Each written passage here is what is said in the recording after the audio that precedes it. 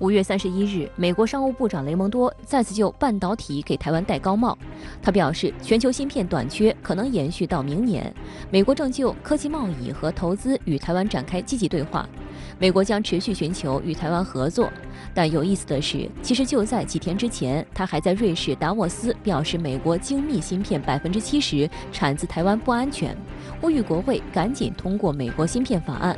其实，根据白宫供应链方面的报告，2021年全世界92%的高级半导体元件供应来自台积电。It's a national security issue. There's 200 plus chips in every Javelin launching system. We are utterly dependent on Taiwan for our chips.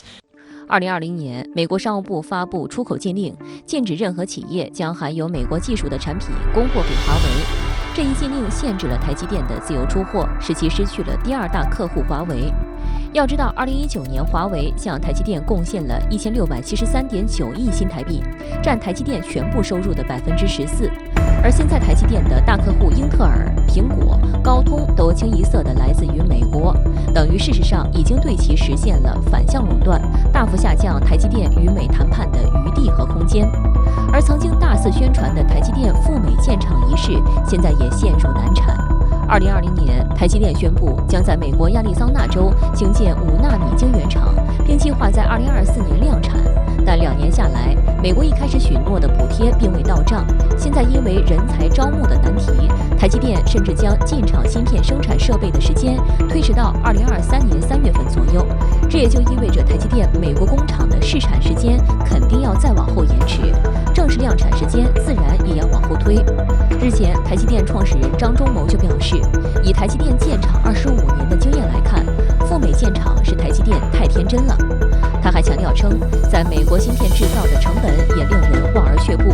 台积电此前在美国俄勒冈州工厂的25年制造经验可为明证，该厂虽能获利，但几乎放弃扩建。The Oregon cost is about 50% more than the Taiwan cost.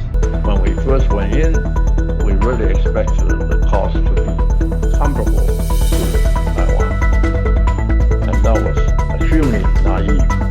But after a few years of trying to make it work, we have to settle down. We have to accept it. 而更夸张的是，美国还要求台积电技术共享。其实，在2021年9月23日，美国商务部就以提高半导体供应链透明度为由，以引用国防生产法为威胁，要求台积电自愿提交包括企业3年来的库存数据、客户名单、按产品划分的月度销售额、芯片类型等信息。台积电最终交付3份档案，包括1份公开表格以及2份含有商业机密的非公开档案。但没想到的是，上交数据之后，美国又提出所谓技术共享，这样就让美方对于整个你半导体供应的客户群体是吧，你的技术节点啊，你的整个的核心的技术掌握程度，它都一清二楚。等于是它就通过这个方式，实际上让台积电完全就在美方的这个整个的这个监控之下。就在台积电交出机密数据不久，作为美国芯片领头羊的英特尔就宣布 Intel 4工艺提前量产， Intel 18A 工艺也获得了加速。如今，美国方面有意增强对 Intel 等美国本土芯片企业的支持 ，Intel 也已对外开放它的芯片制造业务。如此一来 ，Intel 正式成为台积电的强力竞争对手。不仅如此，美国还与日企联合开发了2纳米等芯片制造技术，并明确表示要严格防止技术外泄。此外，英特尔近期不仅获得了第一台可以更好支持2纳米或更高级芯片生产的 High-NA 设备，也正联手韩国三星展开多领域合作。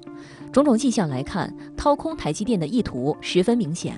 另外，据公开报道，在 IPEF 层面，美日韩已有合作共识，要降低对台湾地区半导体供应链的依赖。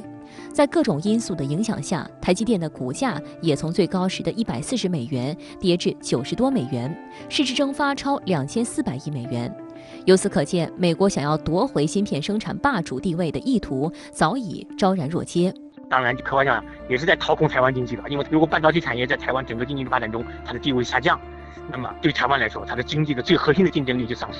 不仅在产业链布局上孤立台积电，日前美政治圈与军事圈也大肆炒作台积电问题。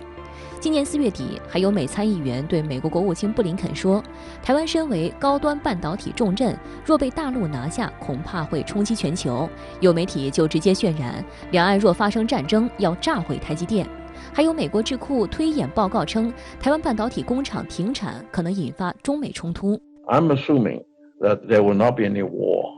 Frankly, if there is a war in Taiwan Strait, then I think the United States will have more than chips to worry about. Now, if there's no war, then I think the effort to increase onshore manufacturing of semiconductors is a wasteful and expensive exercise.